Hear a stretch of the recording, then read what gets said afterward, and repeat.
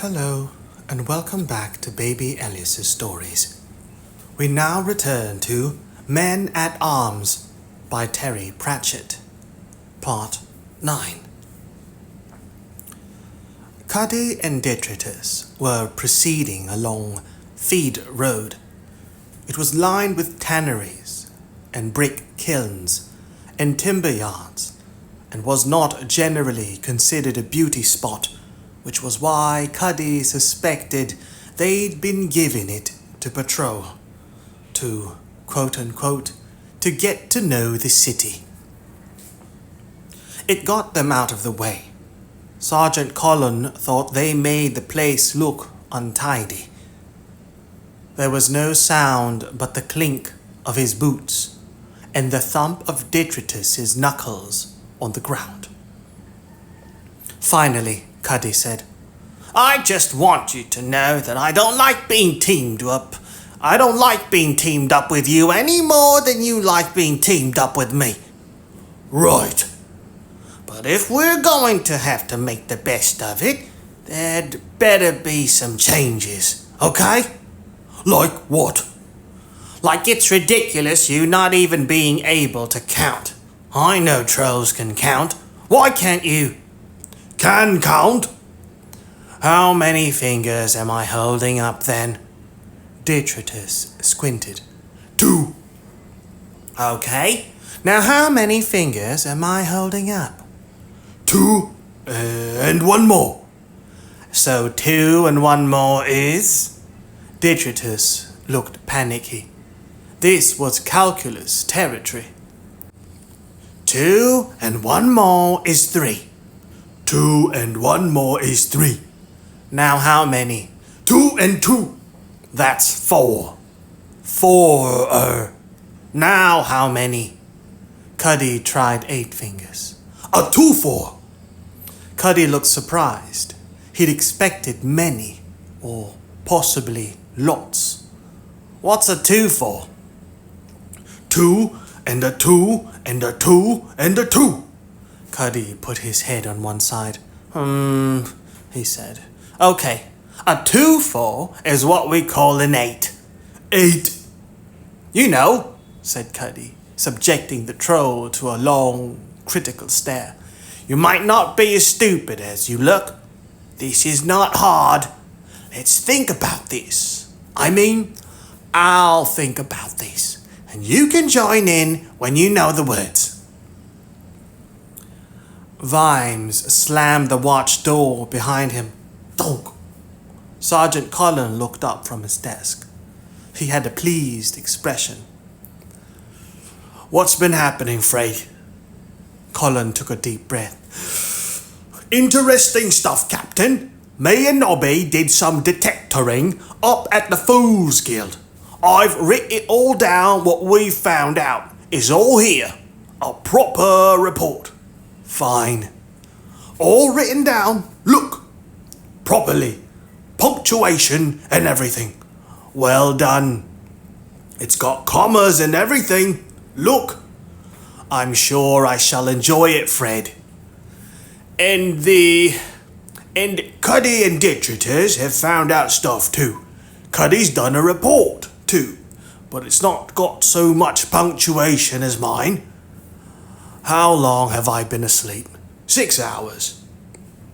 Vimes tried to make mental space for all of this, and failed. "I've got to get something inside me," he said.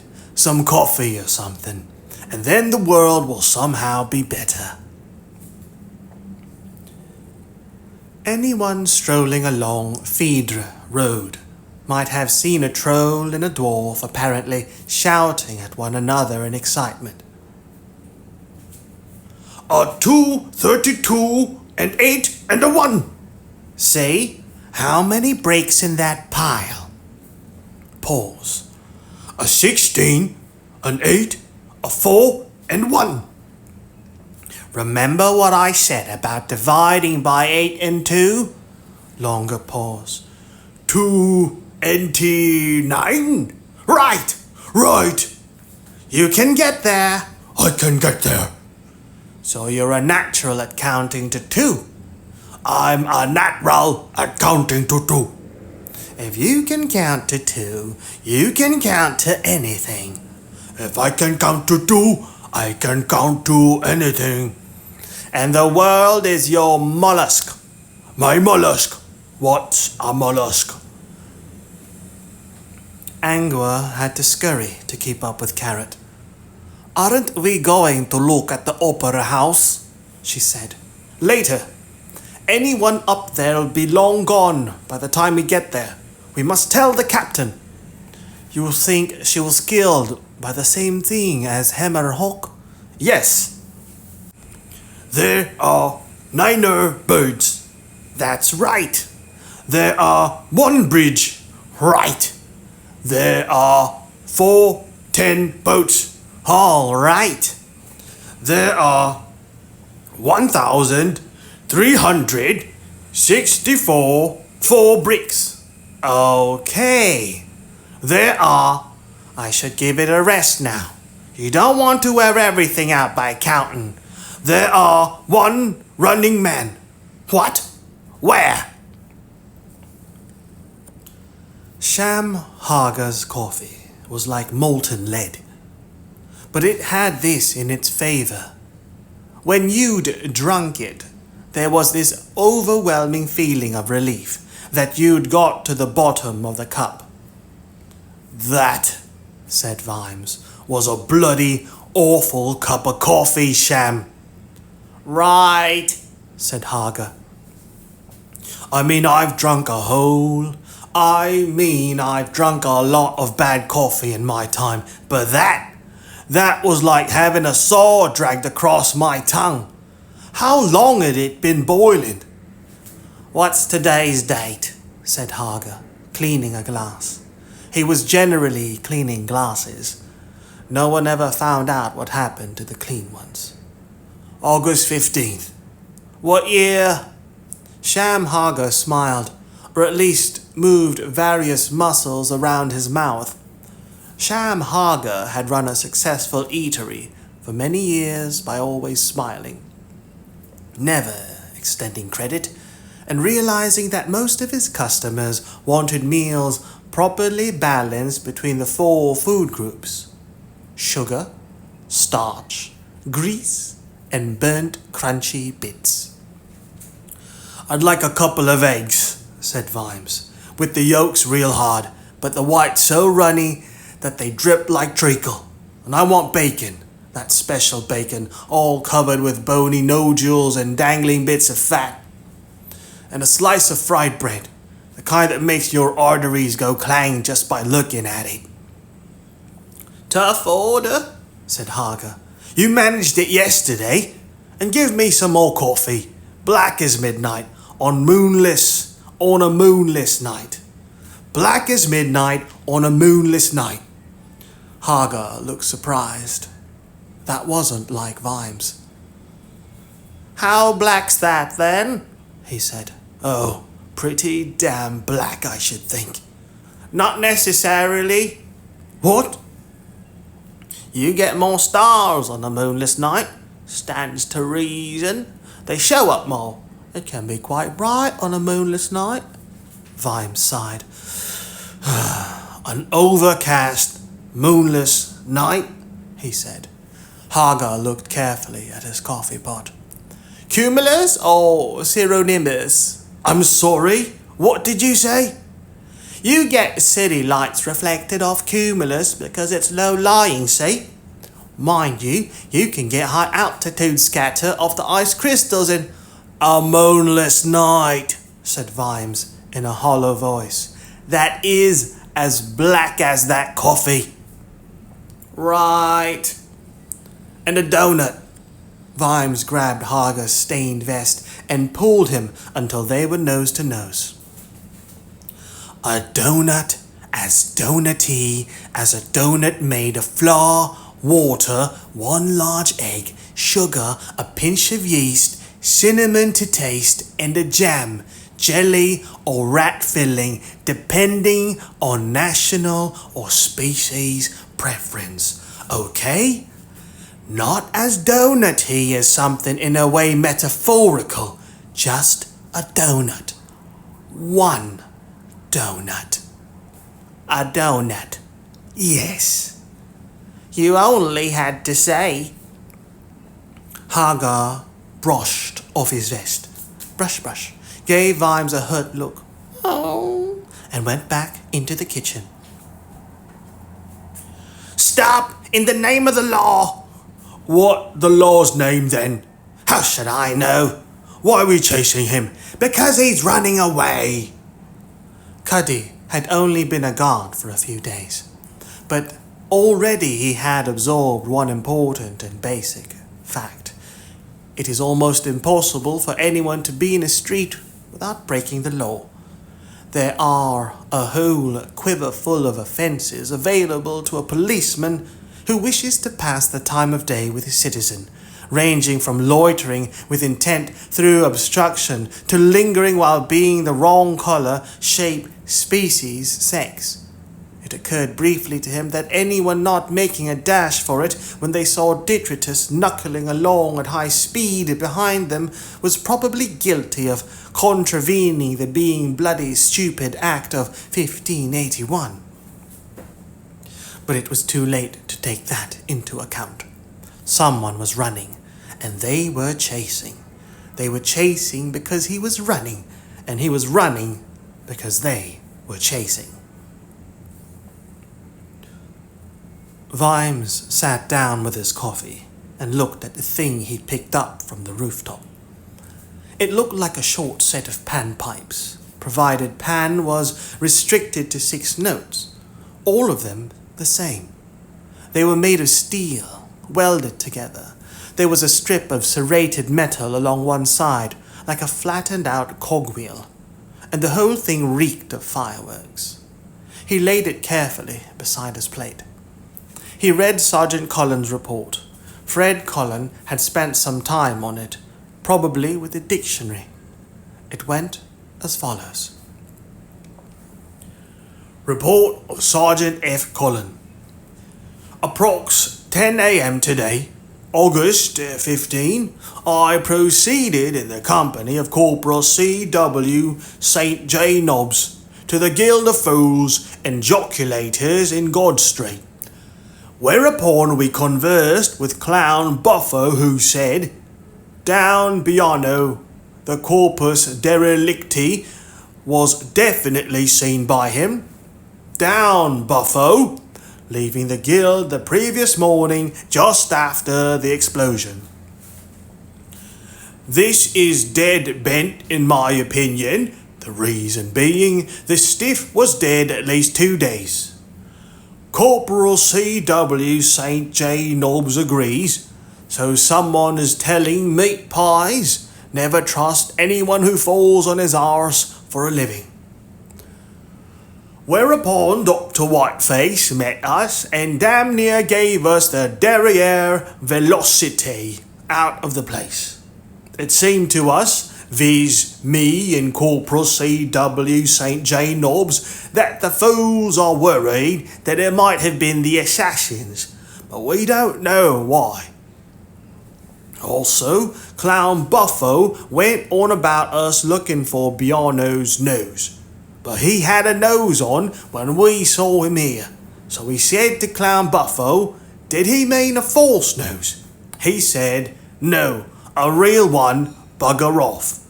Whereupon we come back here. Vimes worked out what derriere velocite meant. The whole nose business looked like a conundrum wrapped up in an enigma, or at least in Sergeant Cullen's handwriting, which was pretty much the same thing. Why be asked to look for a nose that wasn't lost? He looked at Cuddy's report, written in the careful, angular handwriting of someone more used to runes and sagas. Captain Vimes, this herewith is the chronicle of me, Lance-constable Cuddy. Bright was the morning and high over hearts when we proceeded to Alchemist's Guild, where events eventuated, as I shall now sing. These included exploding balls. As to the quest upon which we were sent, we were informed that the attached piece of paper, is in the handwriting of Leonard of Quirm, who vanished in mysterious circumstances. It is how to make a powder called number 1 powder, which is used in fireworks. Mr. Silverfish, the alchemist, says any alchemist knows it. Also, in the margin of the paper is a drawing of the gun, because I asked my cousin Grabpot about Leonard, and he used to sell paints to Leonard, and he recognized the writing and said Leonard always wrote backwards because he was a genius. I have copied same herewith. Vimes laid the papers down and put the piece of metal on top of them. Then he reached in his pocket and produced a couple of metal pellets. A stick, the gargoyle had said. Vimes looked at the sketch. It looked, as Cuddy had noted, like the stock of a crossbow with a pipe on the top of it. There were a few sketches of strange mechanical devices alongside it, and a couple of the little 6-pipe things. The whole drawing looked like a doodle. Someone, possibly this Leonard, had been reading a book about fireworks and had scribbled in the margins. Fireworks. Well, fireworks. But fireworks weren't a weapon. Crackers went bang. Rockets went up more or less, but all you could be sure of them hitting was the sky.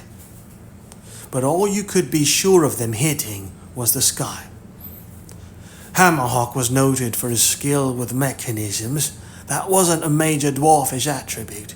People thought it was, but it wasn't. They were skilled with metal, all right, and they made good swords and jewelry, but they weren't too technical when it came to things like cogwheels and springs. Hammerhawk was unusual. So, supposing there was a weapon, supposing there was something about it that was different, strange, terrifying. No, that couldn't be it. It'd either end up all over the place or it'd be destroyed. It wouldn't end up in the Assassin's Museum. What got put in museums? Things that hadn't worked, or had got lost, or ought to be remembered. So where's the sense in putting our firework on show? There'd been a lot of locks on the door, so not a museum you just wandered into then. Maybe you had to be a high-up assassin, and one day one of the guild leaders would take you down there at dead of night and say...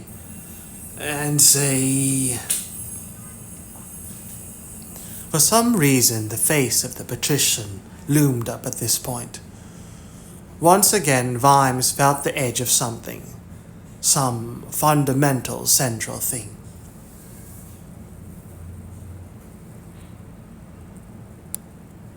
Where'd he go? Where'd he go? There was a maze of alleys around the doors. Cuddy leaned against the wall and fought for breath. There he go, shouted Detritus. Along Whalebow Lane. He lumbered off in pursuit. Vimes put down his coffee cup. Whoever had shot these lead balls at him had been very accurate across several 100 yards and had got off 6 shots faster than anyone could fire an arrow. Vimes picked up the pipes. 6 little pipes. 6 shots. And you could carry a pocketful of these things. You could shoot further, faster, more accurate than anyone else with any other kind of weapon. So, a new type of weapon. Much, much faster than a bow. The assassins wouldn't like that. They wouldn't like that at all. They weren't even keen on bows. The assassins preferred to kill up close. So they'd put the gun safely under lock and key. The gods alone knew how they'd come by it in the first place. and a few senior assassins would know about it. They'd pass on the secret. Beware of things like this. Down here! He went into Grove Alley! Slow down! Slow down! Why? Said Detritus. It's a dead end. The two watchmen lumbered to a halt. Cuddy knew that he was currently the brains of the partnership, even though Detritus was presently counting, his face beaming with pride, the stones in the wall beside him. Why had they chased someone halfway across the dry? Because they'd run away. No one ran away from the watch. Thieves just flashed their licenses. Unlicensed thieves had nothing to fear from the watch, since they'd saved up all their fear for the Thieves Guild. Assassins always obeyed the letter of the law, and honest men didn't run away from the watch. Running away from the watch was downright suspicious. The origin of Grove Alley's name was fortunately lost in the celebrated mists of time, but it had come to be deserved. It had turned into a kind of tunnel as upper stories were built out and over it, leaving a few inches of sky. Cuddy peered around the corner, into the gloom. Click, click. It came from deep in the darkness. Detritus? Yeah? Did he have any weapons? Just a stick. One stick. Only, I smell fireworks. Cuddy pulled his head back very carefully.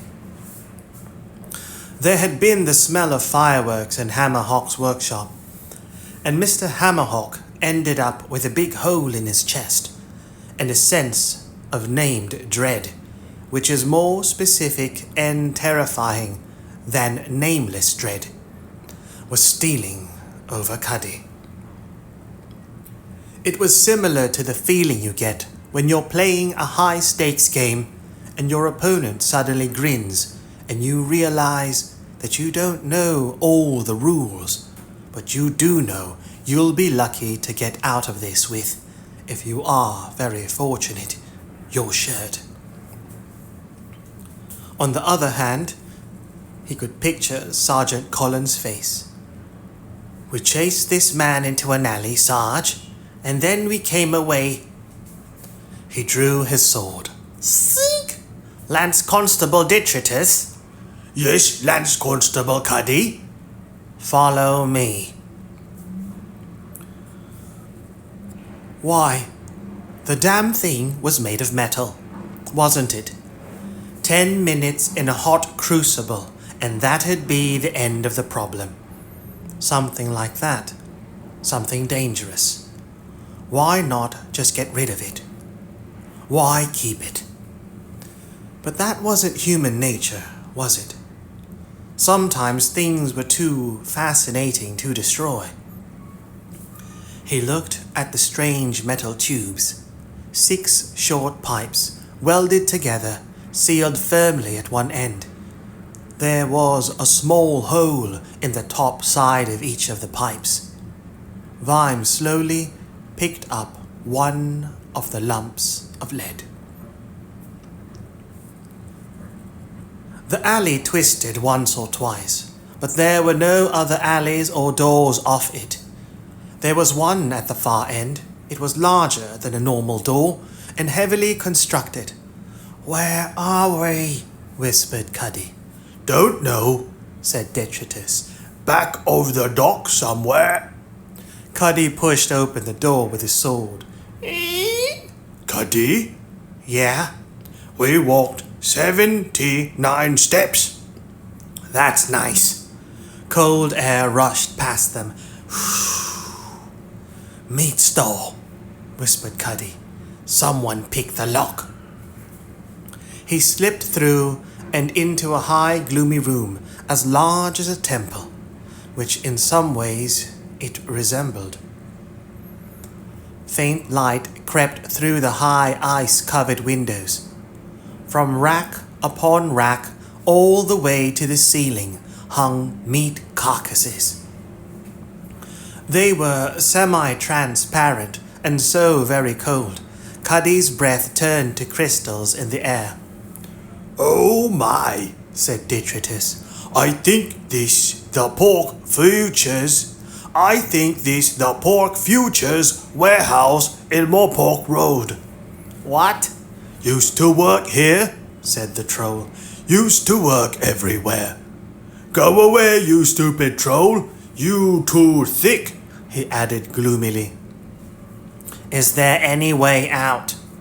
The main door is in Morpork Street, but no one comes in here for months till pork exits.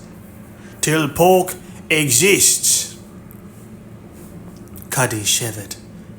You in there, he shouted. It's the watch. Step out now.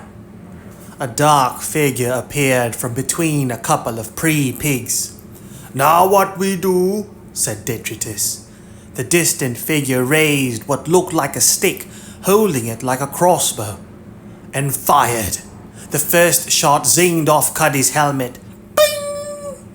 A stony hand clamped onto the dwarf's head, and Detritus pushed Cuddy behind him. But then the figure was running towards them, still firing. Pew! Pew! Pew! Pew! Detritus blinked. 5 more shots, one after another, punctured his breastplate. Plunk, plunk, plunk, plunk. And then the running man was through the open door, slamming it behind him. Chunk!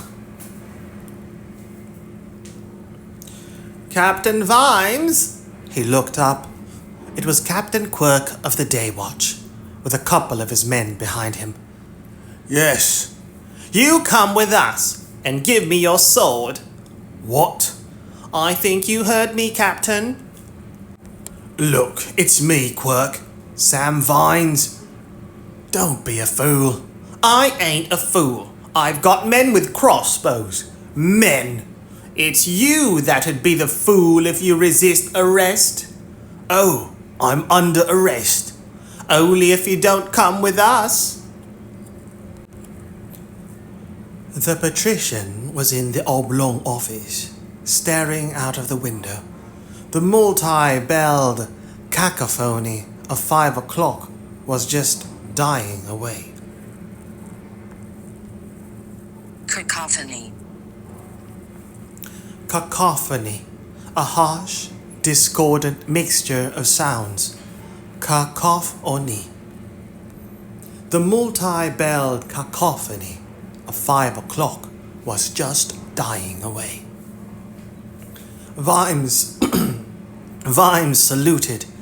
From the back, Veterinary looked like a carnivorous flamingo. Ah, Vimes, he said, without looking around. Come here, will you? And tell me what you see.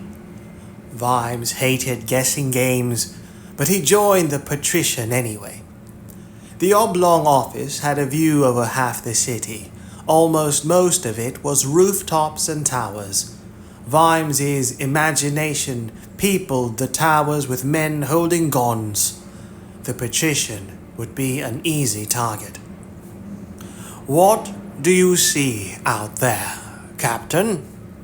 City of Ankh-Morpork, sir, said Vimes, keeping his expression carefully blank.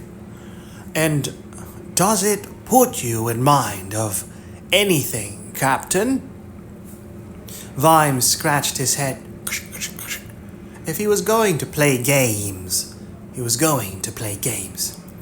Well, sir, when I was a kid, we owned a cow once, and one day it got sick, and it was always my job to clean out the cowshed, and it reminds me of a clock, said the patrician. Big wheels, little wheels, all clicking away. The little wheels spin, and the big wheels turn, all at different speeds, you see. But the machine works. And that is the most important thing. The machine keeps going. Because when the machine breaks down, he turned suddenly, strode to his desk with his usual predatory stalk, and sat down. Or, again, Sometimes a piece of grit might get into the wheels, throwing them off balance. One speck of grit. The veterinary looked up and flashed Vimes a mirthless smile. I won't have that. Vimes stared at the wall. I believe I told you to forget about certain recent events, Captain. Sir. Yet it appears that the watch have been getting in the wheels. Sir. What am I to do with you? Couldn't say, sir. Vimes minutely examined the wall. He wished Carrot was here. The lad might be simple, but he was so simple that sometimes he saw things that the subtle missed, and he kept coming up with simple ideas that stuck in your mind. Policeman, for example. He'd said to Vimes one day, while they were proceeding along the street of Smallgoats, Do you know where policeman comes from, sir? Vimes hadn't. Polis used to mean city, said Carrot. That's what policeman means. A man for the city. Not many people know that. The word polite comes from polis too. It used to mean the proper behavior for someone living in a city. Man of the city. Carrot was always throwing out stuff like that, like copper. Vimes had believed all his life that the watch were called coppers because they carried copper badges. But no, said Carrot. It comes from the old word capere, to capture. Carrot read books in his spare time. Not well. He'd have a real difficulty if he cut his index finger off, but continuously. He wandered around Ankh-Morpork on his day off. Captain Vimes? Vimes blinked. Sir. You have no concept of the delicate balance of the dry. I'll tell you one more time. These business with the assassins and the dwarf and this clown, you are to cease involving yourself. No, sir, I can't. Give me your badge. Vimes looked down at his badge. He never really thought about it. It was just something he'd always had. It didn't mean anything very much, really. One way or the other, it was just something he'd always had. My badge. And your sword. Slowly, with fingers that suddenly felt like bananas, and bananas that didn't belong to him at all, Vimes undid his sword belt. And your badge. Not my badge. Why not? Because it's my badge. But you're resigning anyway when you get married. Right. Their eyes met. How much does it mean to you? Vimes stared. He couldn't find the right words. It was just that he'd always been a man with a badge. He wasn't sure he could be one without the other. Finally, Lord Veterinary said, Very well. I believe you're getting married at noon tomorrow. His long fingers picked up the gilt-embossed invitation from the desk. Yes, you can keep your badge then, and have an honorable retirement. But I'm keeping the sword, and the day watch will be sent down to the yard shortly to disarm your men. I'm standing the night watch down, Captain Vimes. In due course, I might appoint another man in charge at my leisure. In due course, I might appoint another man in charge at my leisure. Until then, you and your men can consider yourselves on leave. The day watch. A bunch of... I'm sorry? Yes, sir. One infraction, however, and the badge is mine. Remember.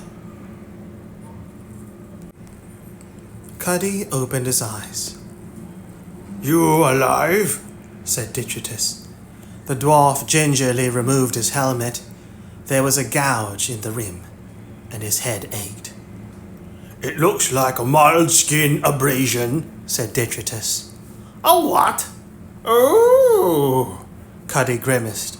What about you, anyway? He said. There was something odd about the troll. It hadn't quite dawned on him what it was, but there was definitely something unfamiliar, quite apart from all the holes. I suppose the armor was some help, said Detritus. He pulled at the straps of his breastplate. 5 discs of slid out at around the belt level. 5 discs slid out at around belt level. If it hadn't slowed down, I'd be seriously abraded.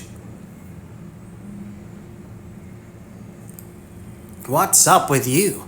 Why are you talking like that? Like what, pray? What happened to the me big troll talk? No offense meant.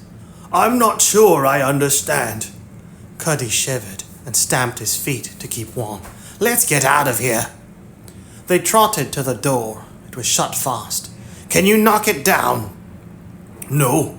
If this place wasn't troll-proof, it'd be empty. Sorry.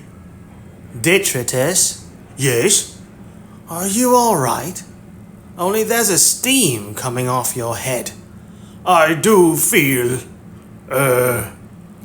Detritus blinked. There was a tinkle of falling ice. Odd things were happening in his skull.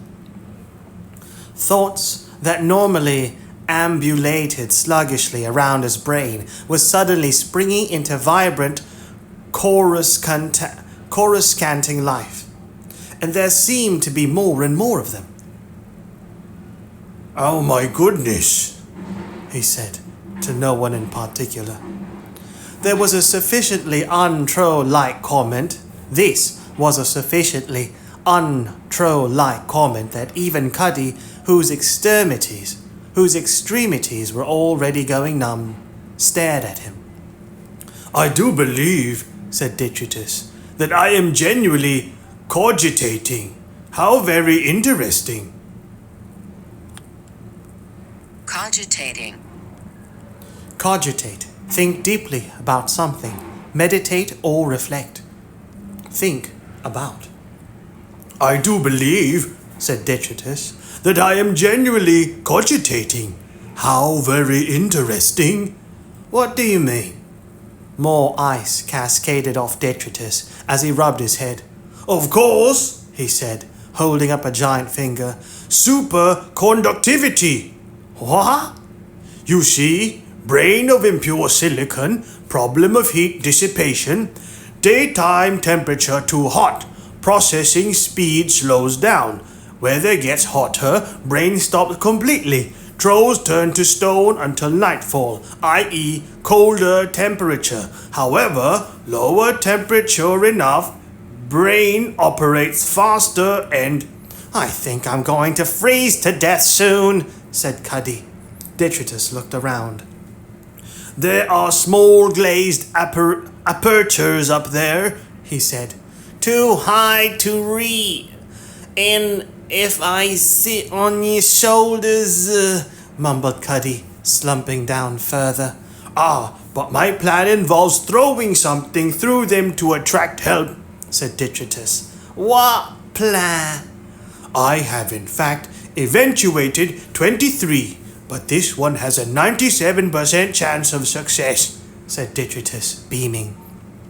Hadn't got anything to throw, said Cuddy. I have, said Detritus, scooping him up. Do not worry, I can compute your trajectory with astonishing precision, and then all you will need to do is fetch Captain Vimes or Carrot or someone. Cuddy's feeble protests described an arc through the freezing air and vanished along with the window glass. Detritus sat down again. Life was so simple when you really thought about it, and he was really thinking. He was 76% sure he was going to get at least 7 degrees colder.